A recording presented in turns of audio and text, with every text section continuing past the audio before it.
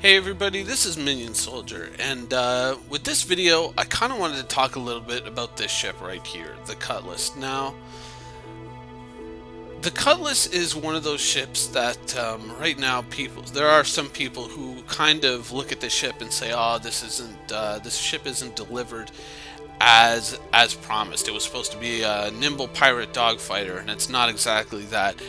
But I kind of wanted to offer a different way of looking at the Cutlass because I know that a lot of people are sitting there and they're using it in Arena Commander and it's not faring that well in Arena Commander, and they're thinking, oh well, this ship clearly isn't how it's supposed to be. How it's been discussed as a nimble pirate dogfighter, as the basic pirate fighter, and it's just not a fighter. It doesn't hold up against a Hornet or a Gladius or a Gladiator. It doesn't hold up against those ships. So I wanted to offer a different way of looking at it. Yes, it doesn't hold up against those ships, nor should it. If you look at this ship, and take a second to really kind of look at the stats and appreciate it for what it is, it's actually quite awesome because this is a ship that has a higher crew capacity than a freelancer. It has a solid, cargo capacity within it. It's got decent weapon layout. Three fixed size 3s on the front and 2 in the turret. Plus, it's also got a tractor beam. This is actually like a pretty damn good ship. And people are looking at it and they're saying, "Oh, it's not that much of a fighter." Well, a Cutlass in an Arena Commander situation is a Cutlass that has made some seriously bad life choices. This ship isn't meant for that. This ship is meant for ducking and hiding and waiting to find a single weak piece of prey and then jumping on it. Sort of like, Somalian pirates. When you see Somalian pirates operating, they're not, when the U.S. Navy goes sailing by in an aircraft carrier or a destroyer, they don't immediately jump in their ships and go after it. No, they go after the cargo ships that have nothing but fire hoses to defend themselves. And for a Cutlass, you're going to go in as part of a group. There's not just going to be one Cutlass. There's going to be 2, 3, 4, 5, 6, 10 Cutlasses all working together and bringing down, much larger ships like Connies, Freelancers, ships of that nature, ships that they would be faster and more nimble than, when you're looking at that next kind of size up of ships up to, I wouldn't exactly say a capital would be doable unless you had like massive numbers, but a ship like a Freelancer or a Connie, if there's 3, 4, 5 of you, shouldn't be that big of a deal. And this ship really isn't so much of a fighter as it's more like I think it's more like a Huey gunship. It's something that you can use it to deliver troops to the battlefield. You can use it to, in a certain limited fashion for airstrikes and whatnot to kind of weaken an opponent or, bring them down. But once again, as part of a group, because if you're only going in with just one Cutlass and you got 4 troopers in the back, you got one guy in the turret, you got one guy piloting and one guy co-piloting, that's not a whole lot. But a whole group of Cutlasses, you're able to kind of quickly get in there, deliver troops, neutralize an opponent, take over his ship, and either fly away with it, or you have the cargo capacity to strip that cargo and distribute it amongst the Cutlasses in your group and then take it and go. And that's, I think, if you look at the price point and you look at where this ship is in terms of price compared to the other ships, this is actually, this is your entry level boarding ship. This is your entry level ship for taking on ships like the Freelancer, like the Constellation. And you can hear people who would own a Freelancer or a Constellation or a ship of that nature, further down the scale. You can almost hear them snickering and laughing like, "Psst, I don't think a Cutlass is a good ship, man. I think if a Cutlass came after me, I'd slap that thing around. Cutlass is a bitch to me." Well, yeah, one Cutlass would be, possibly even 2, possibly 3. But what about 4? What about 5? What about 10? What about 15 of these? 20 of them? Remember, piracy isn't about a fair fight. Piracy is about profit.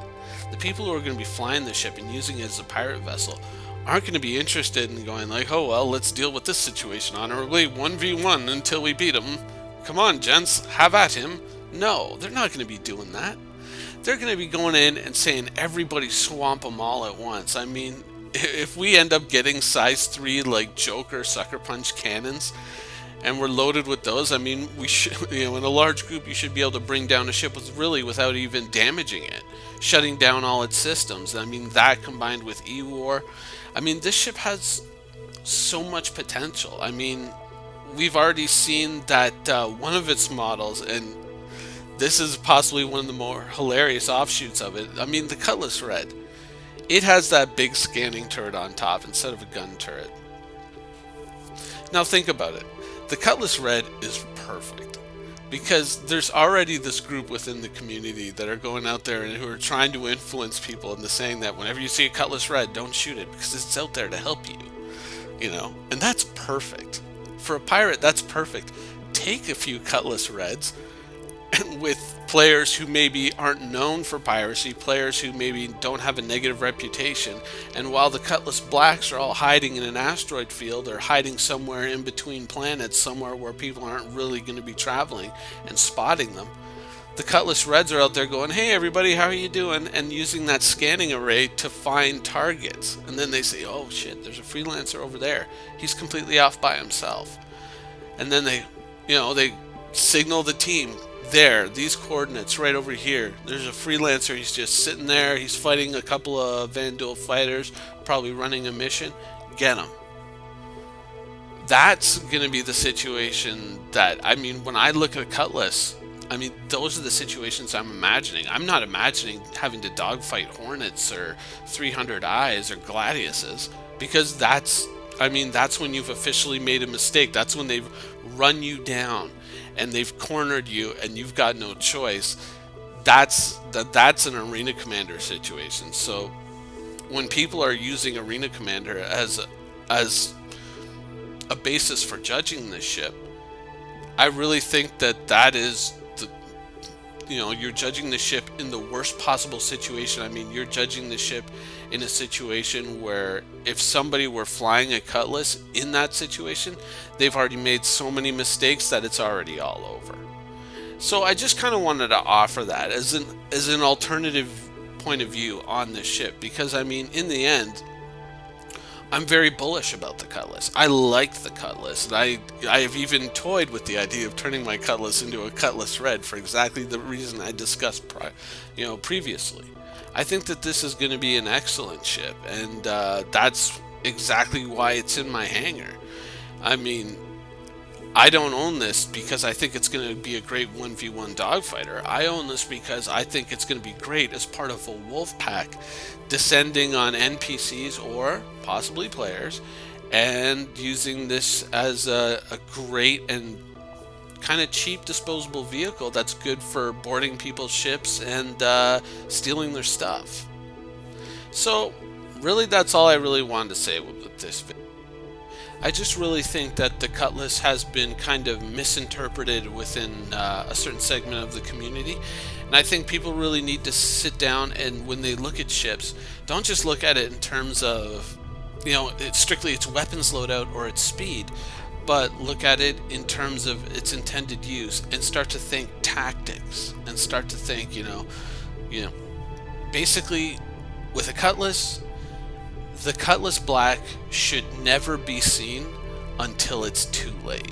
When people are out in the universe, or NPCs are out in the universe, and they see a Cutlass Black descending on them, it's one of 5, it's one of 10, it's one of 15, all descending on them all at once, and there's nowhere else. There's nowhere to run. It's already all over. That's when people are going to be seeing Cutlass Blacks used for piracy. I mean, if they see a Cutlass Black charging into a group of Super Hornets, and he's hoping to take them down and carry the day, Yeah, that's a Cutlass Black pilot that is about to win the Darwin Olympics, and you don't have to worry about him anyways. So that's going to be the end of this video in the piracy series, discussing piracy tactics and theory crafting a little bit. Hope you enjoyed it, and thanks for watching.